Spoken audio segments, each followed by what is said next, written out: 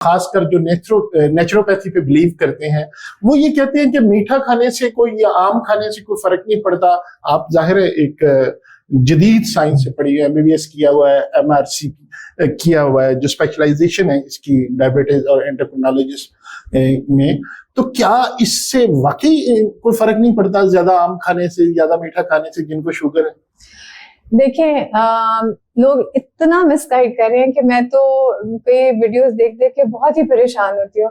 और मैं कहना चाहूंगी इस पॉइंट पे भी कि अगर इस तरह की वीडियोस और इस तरह की बातों से अगर आप इतना गलत कॉन्सेप्ट लोगों को दे रहे हैं कि अगर 2 लोग भी मर जाएं तो आप तो रोजे मैशर जवाब दें ना इस चीज के लिए।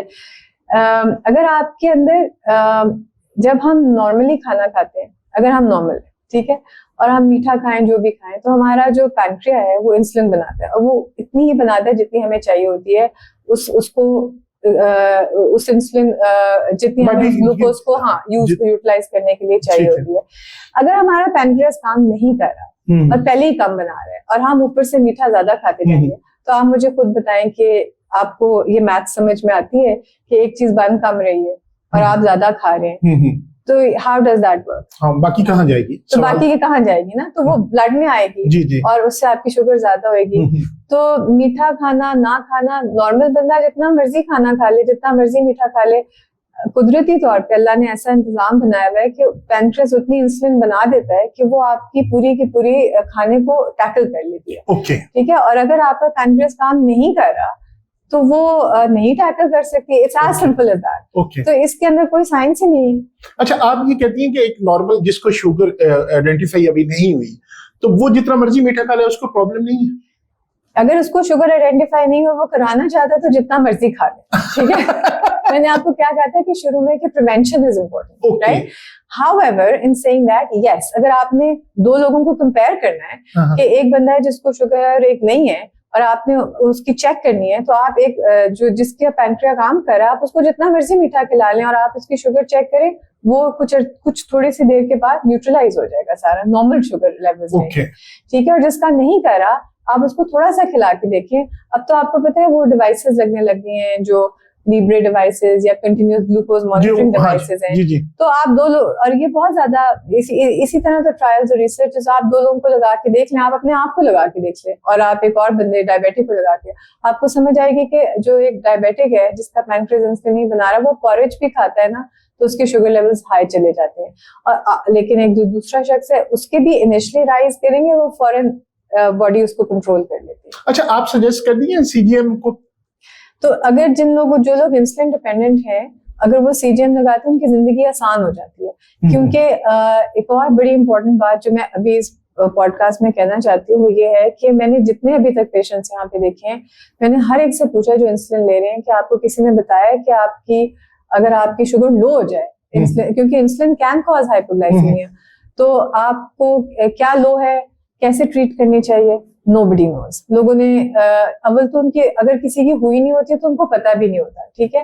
दूसरी बात यह है कि अगर आपने ड्राइविंग करनी है, और अक्सर लोग यंग या ड्राइवर्स हैं, क्या किसी को पता है कि ड्राइविंग से पहले उनको अपनी शुगर चेक करनी है, और कितनी शुगर हो तो उनको ड्राइविंग स्टार्ट करनी चाहिए, गाड़ी में क्या रखना चाहिए, अगर वो लॉन्ग ड्राइव पे जा रहे हैं तो उनको कितने घंटों के बाद गाड़ी रोक के अपनी शुगर चेक करनी है और देखना है कि उनकी शुगर कहाँ जा रही है, और अगर उनकी शुगर लो है तो उन्होंने 45 मिनट्स ड्राइव नहीं करना है, उसको ट्रीट करना है। Nobody knows that. तो कितने एक्सीडेंट्स होते हैं। आप ये सोचेंगे अगर आपकी शुगर लो हो जाए तो आपके क्या सिम्टम्स आते हैं, ब्लरी विजन, स्वेटिंग, आपका ब्रेन काम करना छोड़ देता है, ठीक है। तो अगर आप ड्राइव करें तो आप अपनी जान भी ले सकते हो, किसी और की जान भी ले सकते हैं। ओके, तो ये जो ड्राइविंग के दौरान किसी ने जाना है तो उसके लिए शुगर का जो टेस्ट करना, ये चेक करना, ये यंग के लिए भी जरूरी है या उनके लिए जरूरी है जिनको ऑलरेडी शुगर है? हर बंदा जो इंसुलिन लगा रहा है। हाँ, अच्छा, उसके लिए इंसुलिन डिपेंडेंट, हाँ, इंसुलिन जो भी इंसुलिन डिपेंडेंट डायबिटिक है उसके लिए अपनी शुगर्स चेक करना बहुत जरूरी है। अच्छा। और ये जो डिवाइसेस हैं, और खास तौर पे जो कि हर खाने से पहले भी इंसुलिन ले रहे हैं या जो भी इंसुलिन ले रहे हैं, उनके लिए इस तरह से आसानी हो जाती है कि वो उनको बार बार अपने आप को प्रिक नहीं करना पड़ता। प्रीवियसली ये वो जो गाइडलाइंस थी, जो रूल्स थे, वो ये थे कि आपने फिर भी प्रिक करके चेक करनी है, क्योंकि ये थोड़ा सा लैग कर सकती है डिवाइस। नहीं तो इस डिवाइस को ये प्रॉब्लम नहीं होता, इसकी तकलीफ नहीं होती जब इसको लगा रहे होते हैं? ये बॉडी के अंदर लगता है, कैसे लगता है? एक बहुत ही पतला सा कैनुला होता है जो कि एक रबर ट्यूब को आपके अंदर डाल देता है, तो इट इज नॉट पेनफुल। ठीक है, और वो आपके साथ एक बाजू पे लगी रहती है और आपके फोन के ऊपर वो आपकी 24 घंटे कंटिन्यूसली मॉनिटर करके आपको बताती रहती है। और सिर्फ यही नहीं, वो आपको ये भी बताते हैं कि शुगर अब ऊपर जा रही है, नीचे जा रही है, या स्टेबल है, और आपको एक बहुत अच्छा आइडिया मिल जाता है कि आपके साथ 24 घंटे में क्या हो रहा है। अच्छा डॉक्टर साहब, आपके पास शुगर का जो हार्मोन जिसके या प्रॉब्लम्स है उसके पास पेशेंट आता है, तो क्या आप स्पेसिफिकली उस शुगर का इलाज करते हैं या पेशेंट को एज ए होल देखते हैं? कि क्योंकि यहाँ पे तो ये है ना कि हर एक बंदा अलग अलग स्पेशलिस्ट है, वो कहता है जी शुगर है, ये दवाई ले लें, शुगर है, बाकी चीजों का पता ही नहीं होता। वो कहते हैं बीमारी का इलाज कर रहे होते हैं, पेशेंट का इलाज नहीं कर रहे होते। अच्छा, इसके लिए मैं आपको बताऊं कि हर इंसान ना एक होलिस्टिक, एक पूरा बंदा होता है, ठीक है, और हम एक टारगेटेड ऑर्गन का खाली इलाज नहीं कर रहे होते, हम पेशेंट को एज अ होल देखते हैं। ओके, ठीक है, तो अब शुगर के साथ आपको जैसे आपकी आईज इफेक्ट होती हैं, आपको ब्लाइंडनेस हो सकती है, आपकी किडनीज इफेक्ट हो सकती हैं, आपका हार्ट, स्ट्रोक्स, ये सारी की सारी चीजें, और आपके अगर आपको अल्सर्स हो जाए या आपकी तो वो हील नहीं होते, तो लोगों की एम्पुटेशन होती हैं, गैंग्रीन्स होती हैं, बहुत सारे और ऑर्गन्स भी इफेक्ट होते हैं, मतलब टांग बाजू वगैरह भी कटने, वो भी कटने। तो उसके लिए आपको एज अ होल एक बंदे को देखना होता है। तो आप एक क्रॉनिक डिजीज या जो डायबिटीज उसको आप कंट्रोल कर रहे होते हैं, लेकिन आप उसके साथ साथ उनकी स्क्रीनिंग कर रहे होते हैं। बट इन सेइंग दैट, ये सारी चीजों के लिए आपके पास स्पेशलिस्ट होते हैं। तो ये सारी चीजें, कोई भी शख्स हरफन मौला नहीं होता, जैक ऑफ ऑल ट्रेड्स नहीं होता। खासकर हेल्थ के मामले में तो होना भी नहीं चाहिए ना।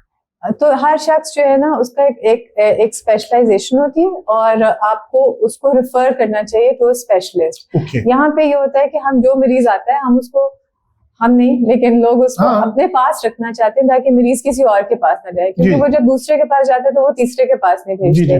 तो हम ये कल्चर लाना चाहते हैं, और दिस इज वेरी इंपॉर्टेंट कि हर पेशेंट को रेफर किया जाए टू द स्पेशलिस्ट, और वो सारे स्पेशलिस्ट आपस में बात कर सकते हैं, which is what we are offering at our center, कि हम सारी स्क्रीनिंग और सारे स्पेशलिस्ट अपने सेंटर में ही ऑफर कर सकते हैं, और उसकी वजह से सारे लोग एक दूसरे से बात कर सकते हैं, दूसरे के रिपोर्ट्स और एक दूसरे के उसको एग्जामिन करके। बिल्कुल ठीक है। और सो we all treat patient as one, so all the specialties different है, और बंदा बीच में एक है। अच्छा, इसको मैं ये कहूँ ना कि जो फैसिलिटीज मिलती है सरकारी बाबुओं को, कि किसी को ये हो जाए तो वो एक बोर्ड बैठ जाता है कि इसको ये प्रॉब्लम है, ये प्रॉब्लम, तो आपके सेंटर में भी वो इस पेशेंट को के लिए एक बोर्ड बैठ जाता है? हमारे सेंटर का हर मरीज सरकारी बाबू और उन सारों को ये सारी फैसिलिटीज मिलती हैं, यानी उनके लिए भी एक बोर्ड बन जाता है ऑटोमेटिक।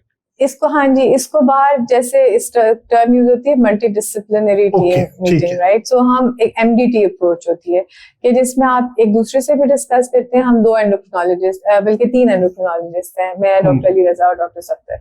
सो हम आपस में भी पेशेंट्स डिस्कस करते हैं। अगर कोई पेशेंट हमें कॉम्प्लेक्स लगता है तो हम उससे एक दूसरे से मशवरा करते हैं, और मशवरा लेने में हम बिल्कुल झिझकते नहीं है, क्योंकि हर इंसान की लिमिटेशन है, आपको पता होना चाहिए उस लिमिटेशन। बिल्कुल ठीक है, ठीक है, और बंदा खराब करने से बेहतर है कि आप मशवरा करें। तो हम आपस में भी एक दूसरे से एडवाइस लेते हैं और केसेस डिस्कस करते हैं। आपको अगर मैं ये कहूँ, बंदा खराब करने से बेहतर है थोड़े पैसे खराब करना। पैसे खराब करना, अपनी ईगो को थोड़ा सा कॉम्प्रोमाइज करना, ईगो बहुत बड़ी चीज है। तो हम आपस में भी डिस्कस करते हैं, और फिर हम अपने स्पेशलिस्ट के साथ भी डिस्कस करते हैं कि how to approach it. Okay.